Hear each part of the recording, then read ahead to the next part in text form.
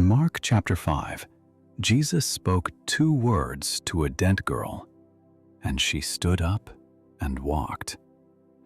He looked at a man everyone had given up on, chained, tormented, living among tombs. And one encounter changed what years of chains could not.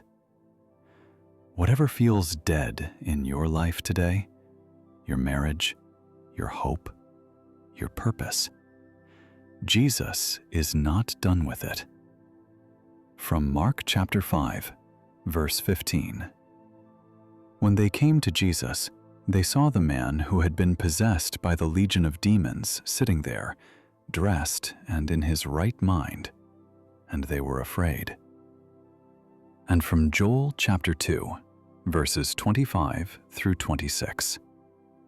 I will repay you for the years the locusts have eaten, the great locust and the young locust, the other locusts and the locust swarm, my great army that I sent among you. You will have plenty to eat until you are full, and you will praise the name of the Lord your God, who has worked wonders for you. Never again will my people be shamed. Let that promise breathe into the Lord's broken places. Never again will you be shamed. God is not finished with what looks finished to everyone else. Something in your life feels beyond repair, and you carry that weight quietly. Maybe it's a marriage that barely survives on routine and silence. Maybe it's a relationship with your child that shattered years ago and never healed. Maybe it's your health, your finances, your calling. Something that once had life, but now feels permanently dead. You've prayed. You've waited.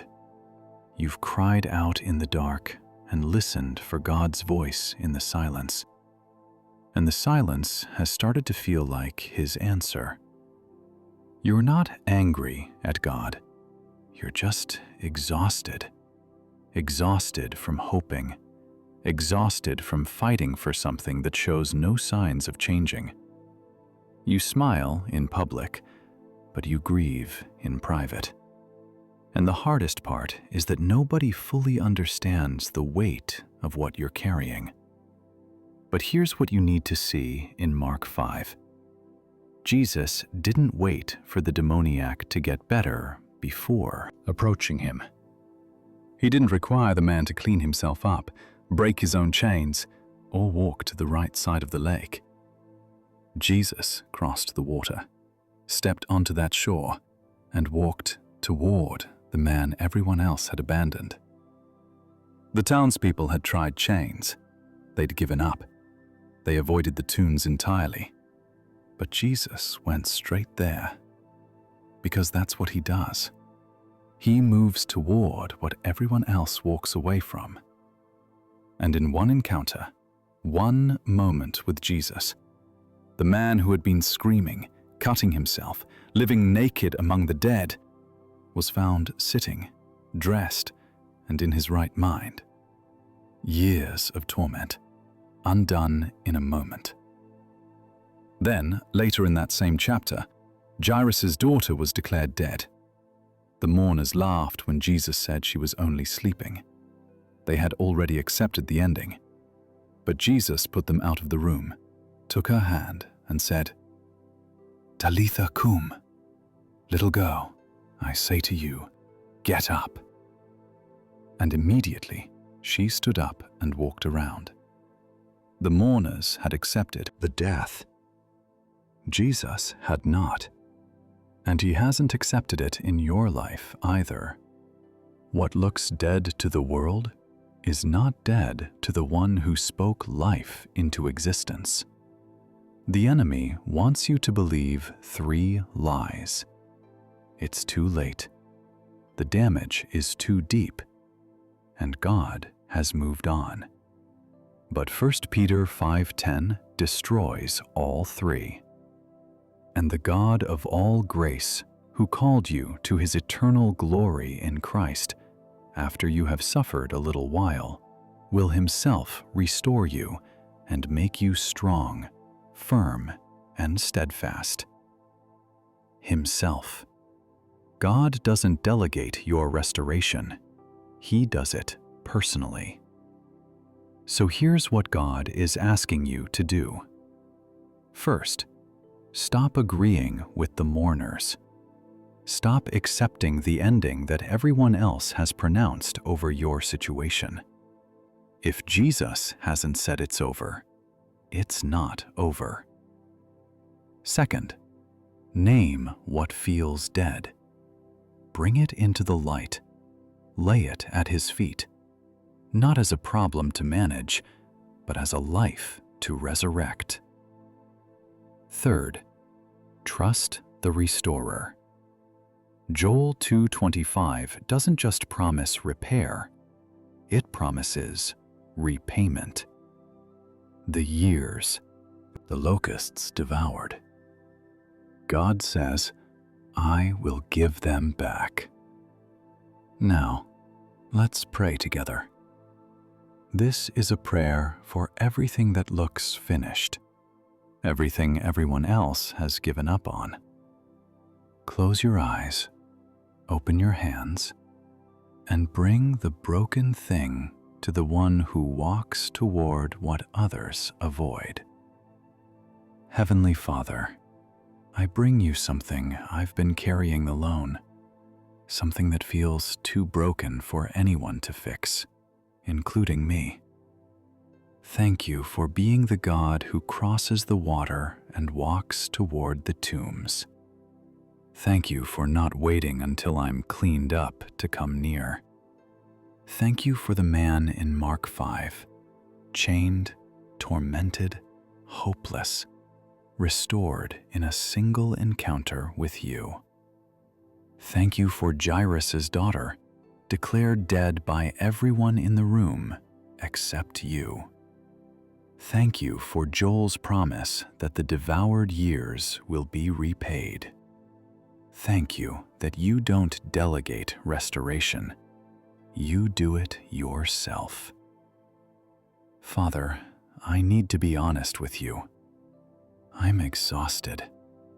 I've been hoping for so long that hope itself has become heavy. I've prayed about this situation more times than I can count, and the silence has made me wonder if you've moved on. I've smiled in public while grieving in private. I've carried this alone because I didn't know who would understand. And somewhere in the waiting, I started to believe the lie that it's too late, that the damage is too deep, the years too far gone, the brokenness too permanent for even you to fix. Today, I reject that lie. Lord, I name what feels dead. I lay it before you right now.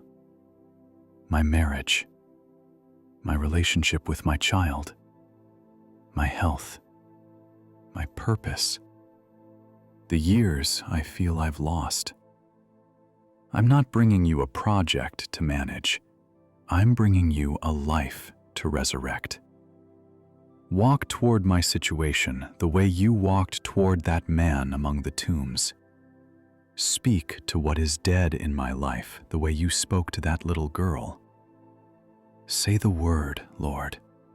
Say, get up. And let what everyone else has given up on respond to your voice. Restore me.